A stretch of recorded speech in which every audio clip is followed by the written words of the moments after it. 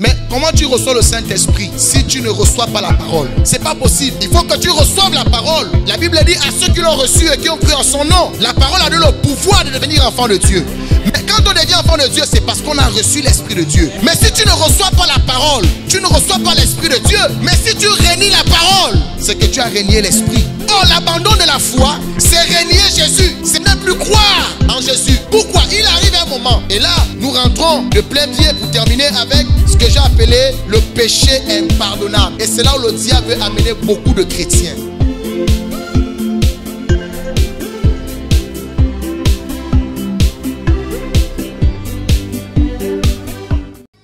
Si on ne te l'avait pas dit, maintenant moi je te l'annonce. La Bible dit, car il est impossible que ceux qui ont été une fois éclairés, qui ont goûté le don céleste, qui ont eu part au Saint-Esprit, ça dit que ces personnes-là ont goûté le don céleste, ils ont eu part au Saint-Esprit, ils ont connu la vérité, qui ont goûté la bonne parole de Dieu et la puissance du siècle à venir. Ces personnes ont vu ces choses et qui sont tombés. La Bible dit, soient encore renouvelés et amenés à la repentance. Non, ce n'est pas possible. Puisque tu as foulé au pied la parole de Dieu, tu as foulé au pied le sang de l'alliance, tu as passé ton temps à attrister le Saint-Esprit à cause de l'amour, de l'argent et des choses du monde. Finalement, tu as choisi de vivre à la manière du monde, d'aimer le monde. Dieu dit, il n'y a pas de problème. Il met sur toi un signe. Tu es damné. Tu marches maintenant là, excusez-moi, tu marches maintenant là, bien aimé, Dieu n'est plus avec toi. Et vous allez les reconnaître. Ces personnes-là, quand elles pêchent, je vous dis, leur conscience n'est plus interpellée. Il y a des pasteurs qui commettent l'adultère aisément. Je sais de quoi je vous parle. J'ai reçu une brebis. Apparemment, ce n'était pas une brebis, c'était une envoyée. Et sa mission, c'était d'aller vers ses serviteurs de Dieu. Et elle couche avec eux. Et c'est comme ça que sur Facebook, elle va voir mon profil, elle va me confondre à un fils de Tibi Joshua. On va commencer à discuter. Et elle va me dire, homme de Dieu, vraiment, j'ai envie de... Ça ne va pas, je vais vous rencontrer. Vous êtes où? Je dis, je suis au Gabon. Ah, ça tombe bien. En ce moment, je suis aussi au Gabon. Elle va venir. Et là, elle va me faire ce qu'on appelle une fausse confession. Elle me dit, j'ai rencontré beaucoup de serviteurs de Dieu. Je ne vais pas te mentir, je suis sorti avec plusieurs d'entre eux. Alléluia. Et elle va me dire, elle va me montrer les messages, les photos des serviteurs de Dieu qui, actuellement du côté de l'Afrique du Sud, il fait feu. Je ne donne pas son nom. Mais je suis sur l'autel de Dieu, je ne peux pas vous raconter n'importe quoi. Elle me dit, avec cet homme, elle couche avec le prophète en question. Ils finissent de coucher à l'hôtel. Quand le prophète sort, c'est pour monter dans sa voiture, il va directement à la croisade. Elle me le dit, elle m'a montré les messages. Le prophète en question est marié. Où le prophète lui dit, tu ne peux pas me laisser. Je lis comment il dit à la bien-aimée en question, toi et moi c'est jusqu'à. Parce qu'à un moment donné, elle voulait mettre un terme à cette relation. Et le monsieur jurait que ce n'est pas possible. Est-ce que vous comprenez? Et je suis tombé de nuit. Pour ceux qui connaissent, on avait une bien-aimée, malheureusement, paix son âme. Lorsqu'elle est venue se confesser vers moi, elle m'a dit, homme de Dieu, je crois que c'est le moment où je dois vous avouer certaines choses. Depuis que je suis dans cette assemblée, elle avait peut-être fait, je crois, 7 mois ou 8 mois avec nous. Et ce dimanche, l'Esprit de Dieu va vraiment la toucher. Elle va m'avouer qu'elle sortait avec son ancien pasteur. Tous les dimanches, ils allaient à l'hôtel. En après-midi, donc quand le culte est terminé, monsieur part. Il est marié, hein. Et lorsque cette brebis va se confesser, je vais lui dire, Dieu a vu ton pardon. Mais vous savez, la repentance, c'est de réparer. je vais dire, tu es obligé de demander pardon à ta maman pasteur parce que tu l'as coquifiée. Et elle va le faire. Et quand elle va le faire, la maman pasteur va dire, ma fille, je savais que c'était comme ça. Mais je crois que cette fois-ci, tu as réellement rencontré le Seigneur. Que Dieu te pardonne. Et elle va dire à son époux après, ce que je te disais, tu as nié. L'enfant a confessé. Vous savez ce que le pasteur a fait? Il a appelé la brebis pour dire à la brebis, tu cesses de mettre mon nom dans tes repentances. Et si ton pasteur continue, je viendrai là-bas et il va voir de quel bois je me chauffe. Et laissez-moi vous dire que beaucoup de brebis chrétiennes sont dans ça. Prêcher la repentance, ce n'est pas pour les enfants, c'est pour les élus de Dieu. Quand quelqu'un doit se repentir, il doit se repentir de quelque chose. Le nom de quelqu'un doit sortir. C'est pourquoi beaucoup ne s'hasardent pas. Se repentir, c'est regretter, c'est confesser et réparer. La repentance, tu vas parler haut. Ouais, c'est pourquoi les gens ne veulent pas se repentir. Ils ne veulent pas confesser parce que tu vas parler. Et beaucoup ne prêchent pas ça parce que justement, il y a des choses qui vont sortir. J'ai tellement entendu dans les repentances, cela est dû à quoi? Parce que moi, je me dis, je prêche le message. J'entends trop de choses. Dernièrement, si je me suis abstenu avec un bien-aimé, c'est parce qu'il m'a donné des noms dans le pays. Parce qu'il était la pute. Un homme. Excusez-moi du terme, mais il était la pute. Sinon, quand je dis il était, c'est que quand il est venu me voir, à cause de ce qu'il voyait mes prédications, il a couru, m'a supplié. Et quand il a commencé à parler, j'avais les larmes aux yeux. Il m'a donné les noms. Je lui ai simplement dit, petit, pardon, je suis encore en train de monter. Et là, je l'ai fait accepter le Seigneur. Oublie ça. Et répète-toi une vie. Quand tu prêches le message, tu vas entendre des choses. Beaucoup ne veulent pas prêcher le message parce qu'ils savent que la doc va sortir. Si ça sort, tu vas entendre des choses. Vous avez suivi le témoignage de mon fils ici, Élisée. Quand il a témoigné devant vous, je lui ai dit, il y a des choses que tu ne vas pas dire. Mais à moi, il m'a dit ces choses. Ça, vous comprenez? Quand vous êtes là, parfois vous avez l'air un peu naïf. Laissez-moi vous dire que quand Jésus a dit aller prêcher le pardon des péchés et la repentance, quand on dit repentance, il y a réparation. Quand on dit confession, c'est que ça va sortir. Beaucoup ne confessent pas parce qu'ils savent. Ils ne sont pas encore prêts. Ils n'ont réellement pas encore accepté Jésus. Parce que tout ce qui est encore caché, comme ce post que j'ai fait en disant, les péchés cachés sont une épargne pour ton enfer. Si tu ne te répands pas, si tu ne confesses pas, si tu ne dis pas ce que tu as fait, tu ne seras pas sauvé.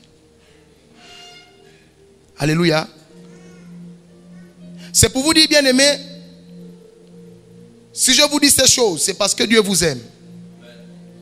Et le diable travaille dans ce temps pour que ceux qui prêchent le message soient étouffés. Et ceux qui annoncent les choses du monde soient élevés. Alléluia. De telle sorte que ces personnes-là, ces faux prophètes, vous conduisent progressivement au péché impardonnable. Parce qu'il faut savoir, et je termine par là, si seulement quelqu'un a eu don au Saint-Esprit, a goûté à la bonne parole de Dieu, a vu la puissance du siècle à venir, et il est tombé, il a renié la foi, il a abandonné la foi, c'est-à-dire renié Christ, il ne marche plus selon la parole de Dieu. Il est arrivé à un niveau où tu le regardes, il vit dans le péché, mais sa conscience n'est plus interpellée. C'est un apostate. Et il y a des églises apostates. Il y a des chrétiens apostates.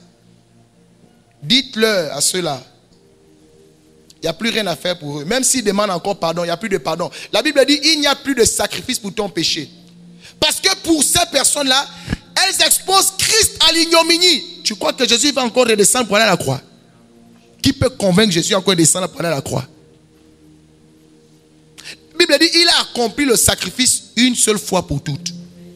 C'est pourquoi quand tu es païen, tu es dans la mort, et qu'on t'annonce Jésus, si tu acceptes, si tu crois comme la Bible dit, tu es sauvé. Mais quand tu es sauvé, bien-aimé, la Bible dit, persévère dans la foi, combat le bon combat de la foi jusqu'à la mort, saisis la vie éternelle. Mais qu'est-ce que le diable sait? Le diable sait que si tu demeures dans la foi, si tu cherches à conserver ton âme, si tu te bats pour la sanctification et marcher d'une manière digne d'un enfant de Dieu, si tu marches dans la sainteté, il sait que tu es sauvé. Qu'est-ce qu'il va faire? Tu es tellement concentré sur les choses d'en haut, il va venir te prêcher les choses d'en bas. Amen. Et quand il va te les prêcher, tu vas aimer. Ça va te rappeler tout ce que tu n'as pas. Ça va élever en toi, éveiller en toi toute ta chair. Et quand tu vas aimer ça, tu vas abandonner la foi. Tu vas attrister l'esprit. Et tu vas éteindre l'esprit. Il va arriver un moment donné, pendant que tu es chrétien, tu vas sentir que tu pêches. C'est normal. Tu couches les femmes, c'est normal. Tu voles au travail, c'est normal. Tu fais toutes sortes de méchancetés, c'est normal. La jalousie pour toi est normale. C'est comme ça que vous voyez beaucoup de chrétiens sorciers. Pour eux, c'est des personnes normales. Pourquoi la jalousie entre les chrétiens? Est-ce que la jalousie est un sentiment qui devrait habiter un enfant de Dieu? Voici ce que je suis venu vous annoncer ce matin, bien-aimés. C'est pourquoi faites attention à ce que vous écoutez. Les réseaux sont tellement versés. Le diable a fait ça exprès. Facebook est un instrument justement qu'il a mis en place, les Twitter, tout ça c'est parce qu'il veut que le message atteigne tout le monde. Il veut que l'évangile de la chair, l'abandon de la foi, soit le partage de tous ceux qui ont déjà accepté Christ. Il veut ramener les gens à leur ancienne vie. Si tu croises quelqu'un qui était chrétien, dans la puissance de l'esprit, et tu vois qu'il vit maintenant d'une manière désordonnée, sans motif de conscience, sans se rendre compte que ça ne lui fait plus rien, ne prie pas. Priez pour les chrétiens qui tombent, n'est-ce pas, et qui sentent que qu'est-ce que j'ai fait comme ça? Ils ont du mal à se relever, ils cherchent un appui, ils viennent vers vous et ils vous disent, j'ai besoin de toi. J'ai besoin de ta prière. Je ne sais pas ce qui se passe, mais j'ai du mal à me relever. Voici mon péché. Voici mon problème. J'ai du mal à abandonner telle chose. Mais ça me tourmente. Comme l'apôtre Paul dit, le bien que je vais faire, je n'arrive pas à le faire. Mais le mal que je refuse s'impose. Pardon, prie pour moi. Prie pour cette personne. Mais ne priez pas pour celui qui vit dans le péché. Étant enfant de Dieu et qui ne prend, ça dit que ça ne lui fait plus rien. Quand tu viens même lui dire, bien-aimé, ça, c'est pas normal, il va te dire, ne me juge pas. Dis à cette personne, au revoir. Alléluia. Et voici ce que j'avais à partager avec vous ce matin. Et je prie le Seigneur que tu ne sois pas de ce lot.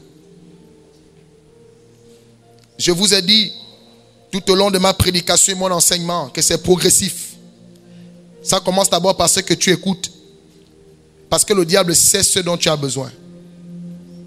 La Bible dit, Ève vit que le fruit était bon à manger. C'est pourquoi elle est tombée. Le diable sait que tu as des problèmes. Le diable sait que tu cherches un travail. Il sait que tu veux être riche. Avant de connaître Jésus, on avait des ambitions. Je veux être avocat. Je veux être un grand entrepreneur. Je veux être un pilote. Je veux être une femme. Il sait ça, il sait. Il sait. Ne t'en fais pas, il connaît.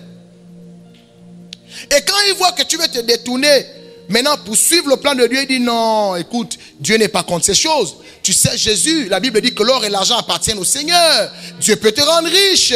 La Bible dit que tu seras la tête et non la queue. Il a dit que médite la parole de Dieu jour et nuit. Tu auras du succès et tu réussiras dans tes entreprises. Oh, je te vois en train de devenir un grand homme d'affaires. Je vois que tu vas te marier. Je vois que tu vas avoir...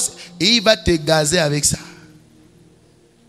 Et tu seras séduit Mais comme tu ne peux pas suivre 2 maîtres, un moment viendra où tu feras le choix. Et c'est quand tu vas choisir. Si tu te relèves vite en disant non, je ne suis pas cet évangile. Moi, c'est la vérité. C'est là où on me prêche et on me montre mes défauts. Si tu refuses la lumière, c'est que tu as accepté les ténèbres. Lève-toi, on va prier. Alors tu vas lever ta voix ce matin, bien-aimé. Et ce que tu vas faire, c'est certainement de demander à Dieu pardon à cause de ce que tu as fait de tes oreilles une poubelle. À cause des choses que tu entends.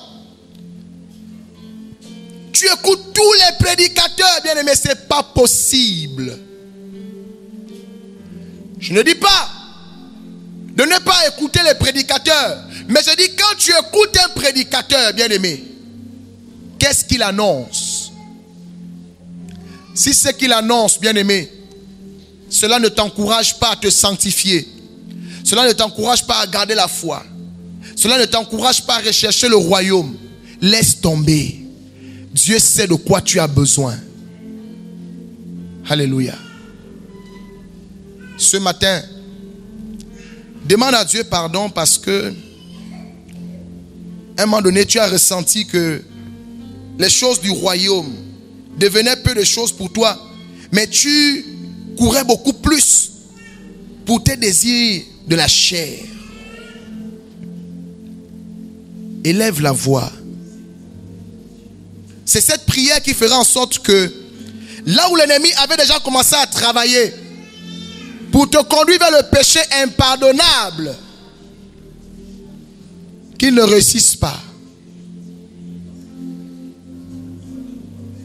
Là où tu passais le temps à t'inquiéter, si tu t'es inquiété des choses de la chair, attention, c'est déjà un signe que l'ennemi avait déjà réussi dans ta vie à te détourner des choses d'en haut. Si tu te plains beaucoup, demande à Dieu pardon.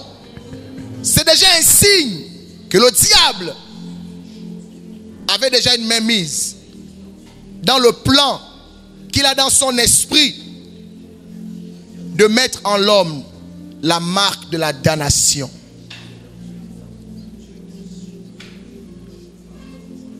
Tu dois pleurer pour ton âme.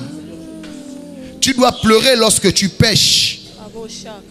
Tu dois pleurer lorsque tu désobéis à Dieu. Voici pourquoi tu dois pleurer. Tu ne peux pas pleurer pour les choses du monde.